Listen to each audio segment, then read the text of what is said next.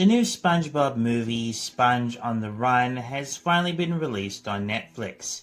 I think it's a really good movie, but I do think it's a real shame this movie didn't get a theatrical release. I really think this film would look great on the big screen. I know people are sick and tired of SpongeBob, and I'm definitely one of those people. I never watch SpongeBob anymore, but this movie is still pretty decent. What I really like the most about this movie is the CGI. When I originally saw the trailer for the first film, I was really impressed by how it looks. They really worked hard to make Bikini Bottom look as beautiful and as vibrant as possible. The movie looks so good, it makes me wish the other movies were in CGI as well. I've always loved the other SpongeBob movies, but the one thing that I hate about them is they look exactly like the show.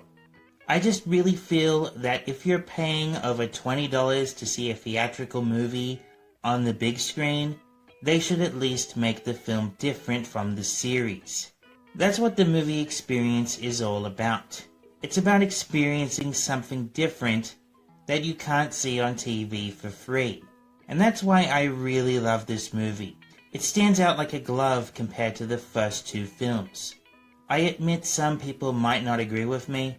I do believe it's sad that they don't make 2D animated movies for cinemas anymore, but this movie just looks so good in 3D. It just looks so much better. One thing that I don't like about this movie is the story. I'm not saying the story is terrible. I am in no way trying to say that. I just feel like the story seems a bit rushed. Especially at the beginning of the movie, when SpongeBob and Patrick make their way to Atlantic City. I expected they would be going on a really long road trip, kind of like in the first movie. But instead their journey only lasts about 20 minutes. Now that's what I call lazy writing. The worst part about this scene is when they wind up running into Snoop Dogg. I just don't see why they need Snoop Dogg in this movie. I admit this scene looks really impressive, because it's got 3D characters with live-action characters, but it just looks ridiculous. Snoop Dogg is just in this movie as a cheap way to get adults to enjoy the film. I just don't understand why Nickelodeon feels the need to appeal to adults. It's a kids' movie, so they should really just try appealing to children, not adults. Just because adults used to watch SpongeBob when they were kids doesn't mean you need to appeal to their demographic. It just doesn't make any sense. SpongeBob and Patrick also wind up running into a sage. This character plays a bigger role in the movie than you might expect. I really don't like the sage. I just really hate when the animators try to add actual humans in the show. They do this all the time in the series. There was no need to do this in the movie. The sage is supposed to act as a spiritual guide to help SpongeBob and Patrick rescue Gary.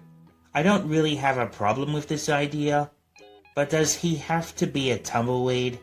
Couldn't he have been a guardian angel, or some kind of ancient spirit, or something like that? Did he really have to be a tumbleweed?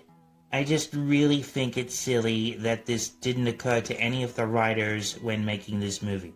If the sage was an ancient spirit, I really think it would make a lot more sense. The laziest thing about this movie is the fact that they already did a story about Gary going missing.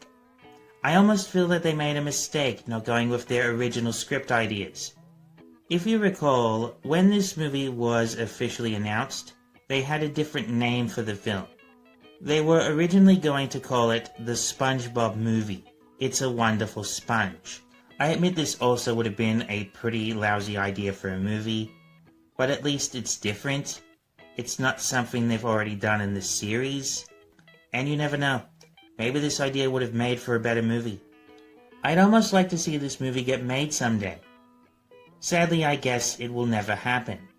The one thing I love about this movie the most is the flashback scenes, where SpongeBob meets all his friends at summer camp.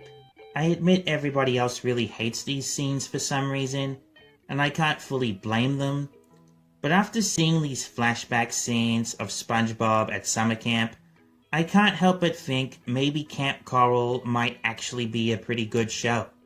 After all, Nickelodeon still wants to make money from SpongeBob in any way they can. And if this show does well, it might mean big things for Nickelodeon. The channel's ratings keep declining every year. And if this new show can boost ratings, why should anyone complain about it? I really hope Camp Coral does well, so that way maybe Nickelodeon will start to invest more money into making cartoons.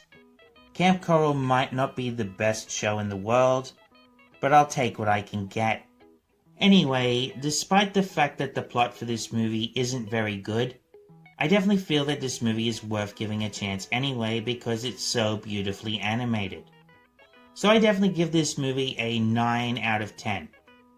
Whether you still watch the series or not, it is a fun movie, so I strongly urge you give it a chance. Anyway, that's about it for this video. Let me know what you think of Sponge on the Run in the comment section below. Until next time, be sure to subscribe and stay tuned for more videos.